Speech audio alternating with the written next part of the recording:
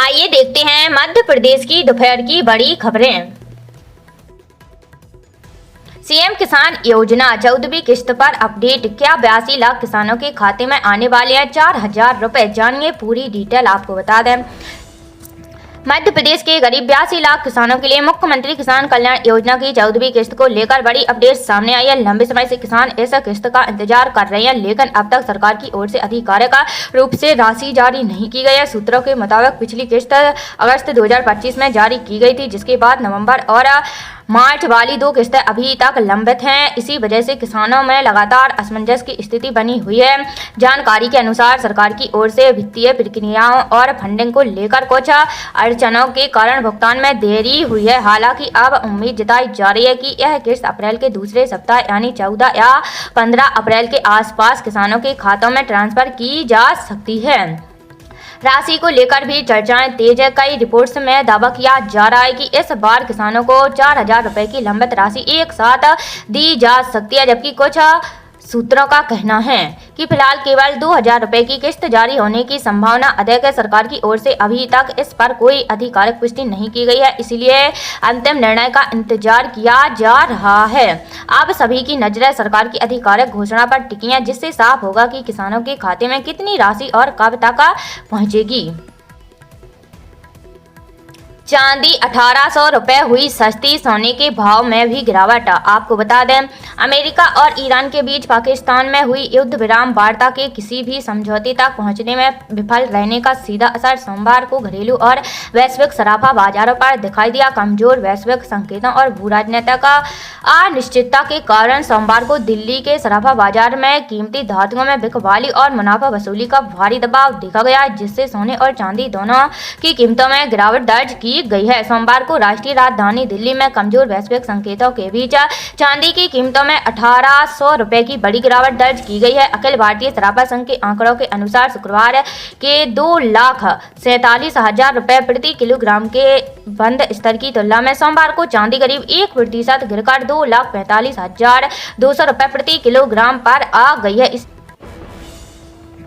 जनगणना में गलत जानकारी देने पर 3 साल की जेल। आपको बता दें, मध्य प्रदेश में जनगणना के लिए काउंटर डाउन शुरू होने वाला है। एमपी गृह विभाग को स्टेट नोडल एजेंसी बनाया गया है, जो पूरी व्यवस्था की निगरानी करेगा। गृह विभाग ने जनगणना कर्मचारियों के लिए नोटिफिकेशन जारी कर दिया है। गाइडलाइन के मुताबिक एन्यूमरेटर और सुपरवाइजर को अगर कोई भी व्यक्ति जनगणना के लिए गलत जानकारी देता है तो उसे 3 साल की जेल हो सकती है। जुर्माने का भी प्रावधान है। अगर कोई भी व्यक्ति अगर परिवार की किसी महिला का नाम बताने से इनकार करता है तो जनगणना कर्मी जबरदस्ती नाम नहीं पूछ सकेंगे। एमपी में टेम्परेचर 41 डिग्री सेल्सियस पहुंचा। लू का अलर्ट। आपको बता दें, मध्य प्रदेश में गर्मी अब तीखे तेवर दिखाने लगी है। इससे पारा 41 डिग्री के पार पहुंच गया है। सोमवार को प्रदेश के अधिकांश हिस्सों में गर्मी का असर देखा गया है। रतलाम में तापमान सबसे ज्यादा 41.2 डिग्री सेल्सियस रहा। भोपाल, जबलपुर, इंदौर और उज्जैन में तेज गर्मी रही। मौसम केंद्र भोपाल ने 16 मार्च से प्रदेश में हीट वेव यानी लू चलने का अलर्ट जारी किया है। 16 और 17 अप्रैल को रतलाम, झाबुआ, अलीराजपुर, धार, खरगोन, खंडवा, सीधी, सिंगरौली, मंडला और बालाघाट में लू चलेगी। वहीं भोपाल, उज्जैन, इंदौर में भी गर्म हवाओं का असर रहेगा। आज सीएम पद से इस्तीफा देंगे नीतीश कुमार। आपको बता दें, बिहार में आज यानी मंगलवार को नए सीएम फेस का ऐलान होगा। बीते 20 साल से बिहार के मुख्यमंत्री रहे नीतीश कुमार इस्तीफा देंगे। अब वे राज्यसभा सांसद बन चुके हैं। सुबह 11 बजे नीतीश के नेतृत्व में कैबिनेट की अंतिम बैठक होगी। इसके बाद जेडीयू विधायक दल और बीजेपी विधायक दल की बैठक होगी। दोपहर 3 बजे नीतीश राजभवन जाएंगे, राज्यपाल को अपना इस्तीफा सौंपेंगे। फिर 4 बजे एनडीए विधायक दल की बैठक में नए मुख्यमंत्री के चेहरे पर मुहर लगेगी। केंद्रीय मंत्री शिवराज सिंह चौहान नए सीएम के नाम की घोषणा करेंगे। बीजेपी ने उनको अपना पर्यवेक्षक बनाया है। वहीं कल सुबह 11 बजे राजभवन में नए मुख्यमंत्री का शपथ ग्रहण होगा।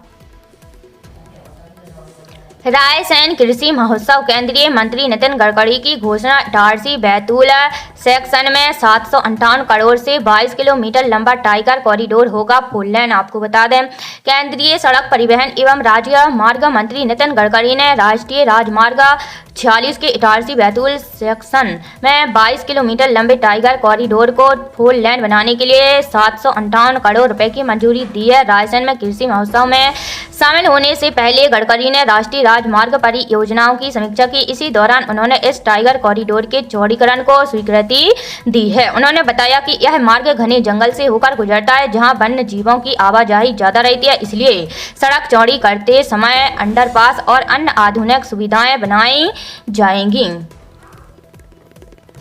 प्रदेश में जल्द शुरू होंगे 6 नए मेडिकल कॉलेज। संचालन के लिए 1674 करोड़ रुपए का बजट मंजूर। आपको बता दें, प्रदेश में निर्माणाधीन 6 मेडिकल कॉलेजों का संचालन जल्द शुरू होगा।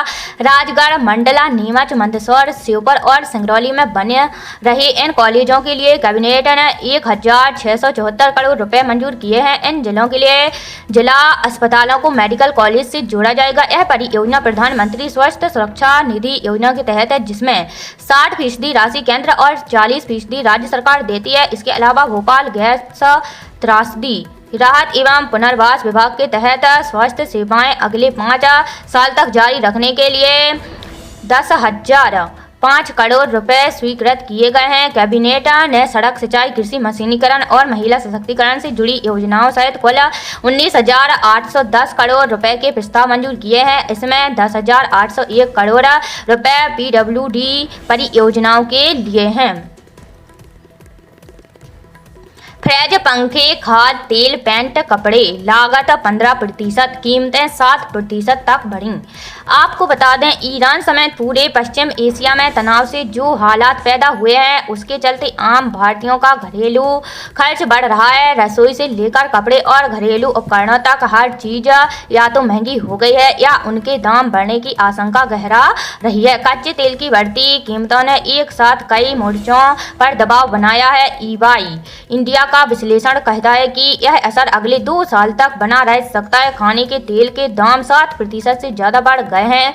भारत जरूरत का 57% खाद्य तेल आयात करता है। इनमें पाम ऑयल, सोयाबीन और सूरजमुखी तेल शामिल है। इस बीच पैकेजिंग, ढुलाई और कच्चे माल की लागत बढ़ने से साबुन, पेस्ट, बिस्किट जैसे FMCG प्रोडक्ट्स बनाने वाली कंपनियां या तो दाम बढ़ाएंगी या पैकेट छोटे करेंगी। MP बोर्ड 10वीं और 12वीं का रिजल्ट कल आएगा। आपको बता दें, मध्य प्रदेश माध्यमिक शिक्षा मंडल यानी मासिम की 10वीं और 12वीं की बोर्ड परीक्षा परिणामों का इंतजार कर रहे 16 लाख विद्यार्थियों के लिए बड़ी खबर है। स्कूल शिक्षा विभाग 15 अप्रैल को सुबह 11 बजे परीक्षा परिणाम जारी करेगा। स्कूल शिक्षा मंत्री उदय प्रताप सिंह ने बताया कि रिजल्ट पूरी तरह फुल प्रूफ तैयार किया गया है। छात्र परिणाम बोर्ड की आधिकारिक वेबसाइट पर देख सकते हैं। तो बड़ी खबर है, MP बोर्ड 10वीं 12वीं का रिजल्ट कल आएगा।